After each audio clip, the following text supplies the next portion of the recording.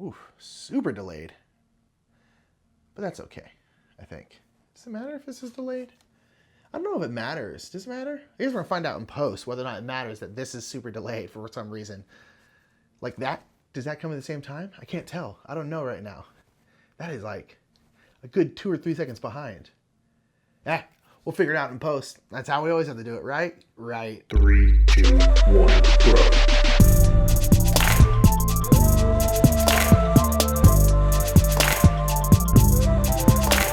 My people, what is going on? My name is Nick Murphy. I'm one half of the brothers Murph, and this is Board Game. Ooh, look at that light. Highlight. Board Game Highlight is a series where Mike or I take a look at a game on our shelf and we highlight it for you. And what that means is we open up the box, talk a little bit about how it plays, but it's mostly why we love it, why we have it, and why maybe you should get it if this whole highlight thing looks interesting to you. And this week we're gonna take a look at a game called Santorini. Santorini, which is by Roxley Game and Spin Master. And this is a really great 2-player game. Technically, it's a little more than 2 players if you want to, but ultimately it's a 2-player game.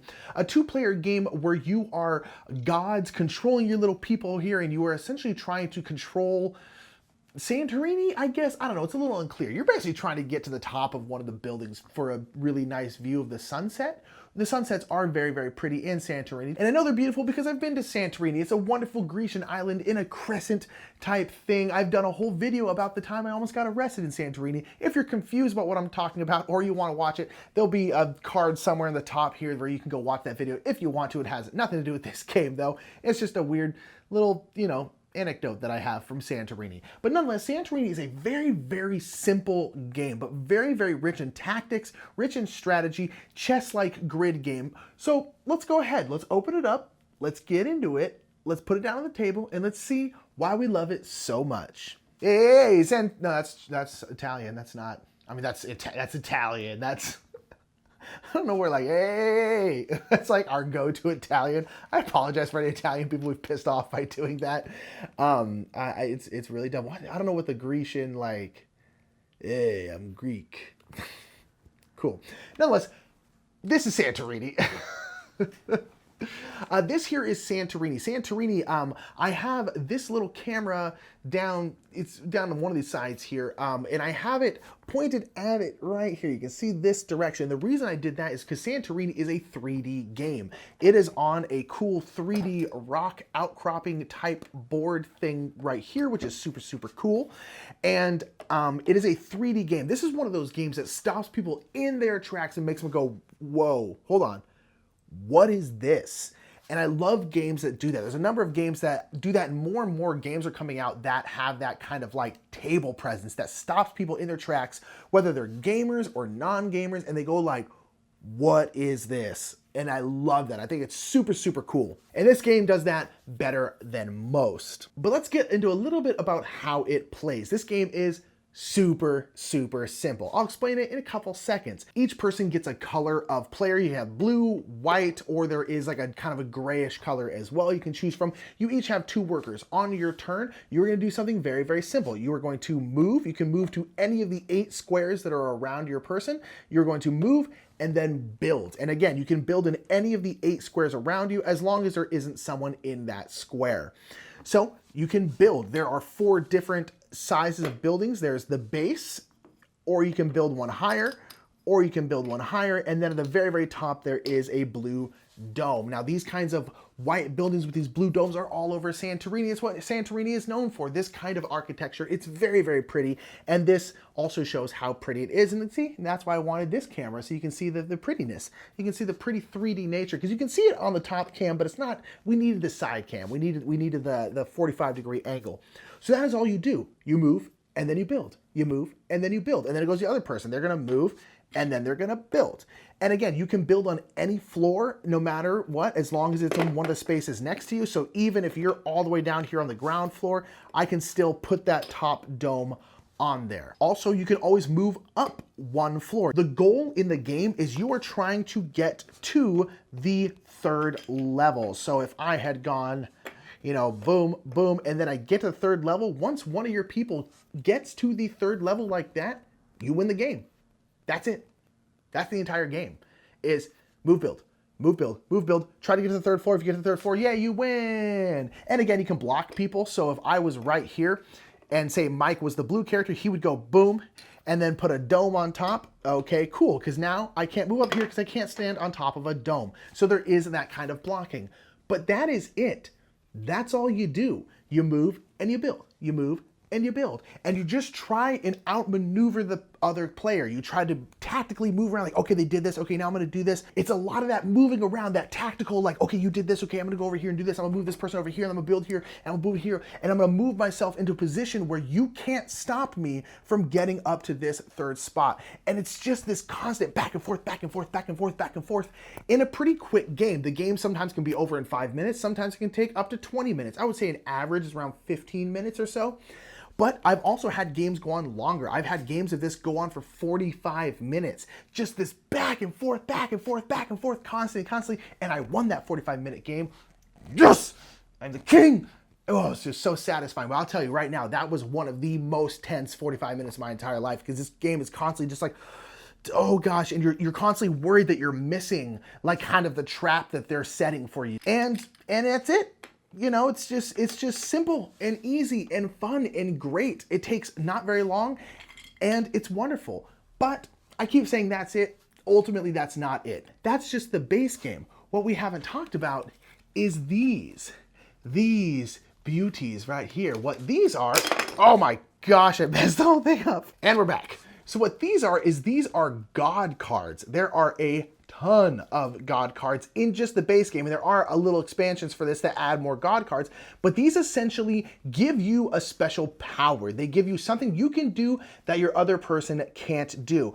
They sometimes will give you a special power, or maybe sometimes they will give you another way that you can win the game. So as I said, there are a bunch of different ones. Let's go ahead and get into some of the powers. Like this is an example of one of the powers, and this is Hephaestus here. Hephaestus says you can build an additional time as long as the additional time is not a dome. So if you had the Hephaestus power, whenever you move, where's my other workers? Where are they? Where are you? Hello, hello.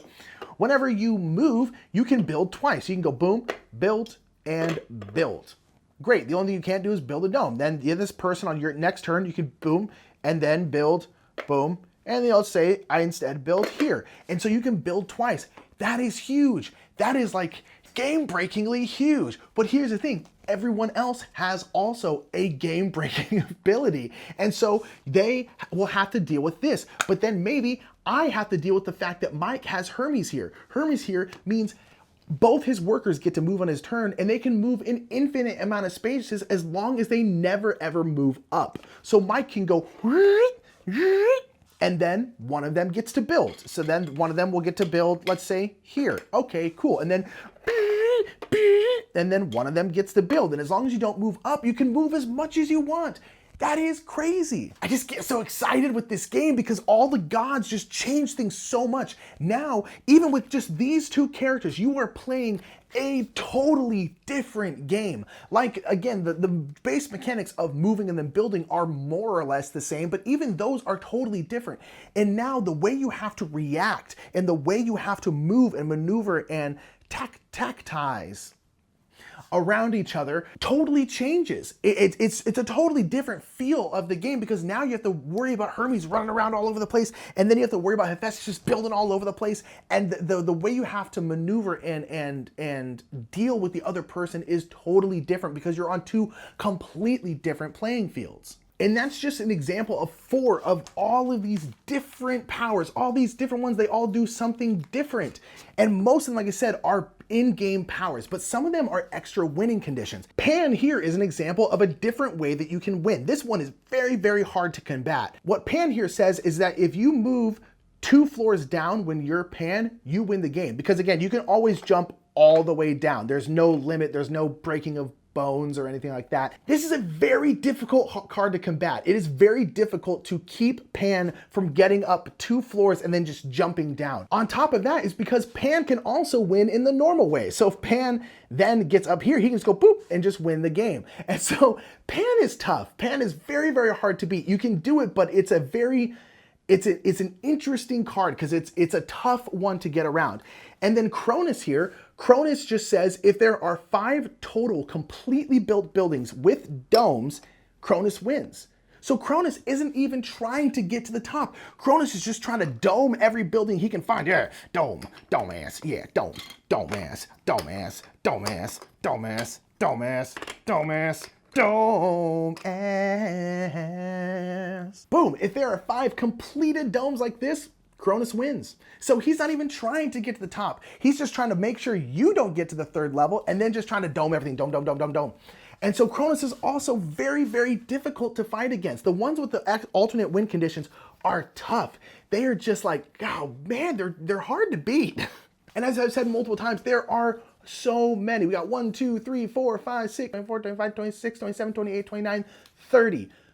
30 different god powers in just the base game. And so the differences in the game and the variation is astronomical because you just go, okay, we're just gonna shuffle up, shuffle up, shuffle up, shuffle up, shuffle up, and boom, these are the 2 gods we're playing with. So we're playing with Lemus and Atlas. Cool. Boom, let's play with those and see how those 2 gods work together. And you just go. And again, the games tend to be short. They tend to be 10, 15, maybe 20 minutes or so. And that's generally it. So it's like, okay, you play and then you can run back those gods or maybe switch gods. You're just like, okay, I'll play as Atlas this time and you play as Lemus. Okay, cool, cool, cool. And then next time you're like, all right, let's switch it up again. And so the game is so good and it's so rich and so tactical and so fun. And the variation is astronomical. But even if you don't want to play with the gods, maybe you're playing with younger kids or just someone who just doesn't feel like dealing with the extra rules. Again, the extra rules are pretty minimal for a lot of the gods, but some of them can get kind of complicated. Okay, just play the base game. I think the base game has a lot of depth. I think it has a lot of legs. It's not infinite. It's not as deep as something like chess, but there is a lot of play there. And so that is going to be it. This game is just great. It's just so interesting and so fun. And on top of that, pretty darn cheap. I think you can get this at Target for like $25. So that is going to be it. Those are my views and my just undying love for this game. This game is so great. I will say we have never tried the game at 3 players or 4 players. With 3 players, there's another set on the board. With 4 players, I believe you each control one of the people because there is technically a male and female version of them, so you can tell them apart. You can play that way. I've never played that way. To me, this is a 2-player game. I've never had any interest in playing it any other way. Maybe someday we'll try it, but for us, this is a 2-player game. So I hope you enjoyed this overview of Santorini here.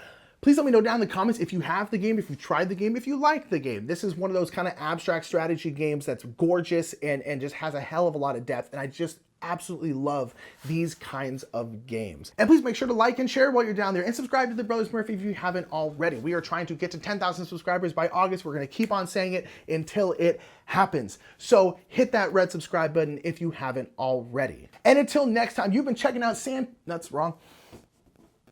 until next time, you've been checking out Santorini with me here on Board Game Highlight. Have a good one. Wow, the Taj Mahal. I can't believe we're here because we aren't. That's just a green screen Taj Mahal, you tib. But you know what? Someday we might actually get to go see the Taj Mahal and play board games in front of it with all of our favorite people. And you can help us do that by supporting our Patreon. That's right. We want to play board games all over the world, wherever you happen to be. And supporting our Patreon helps us do all sorts of awesome things like that. So thank you for all that support. But you know what's not fake? You know, it's not fake like this Taj Mahal behind me. This Game Topper right in front of me. That's right. We have all of our games played on Game Toppers from GameToppersLLC.com. Go ahead and check out that website for awesome ways to upgrade your gaming experience. Go say hi to Berkey for us. And also check out Restoration Games while you're at it. Yeah. It just looks so realistic. Is this how they do the Avengers, Nick? Yeah. This is how they make Ultron? I think sometimes they use blue screens though. Oh.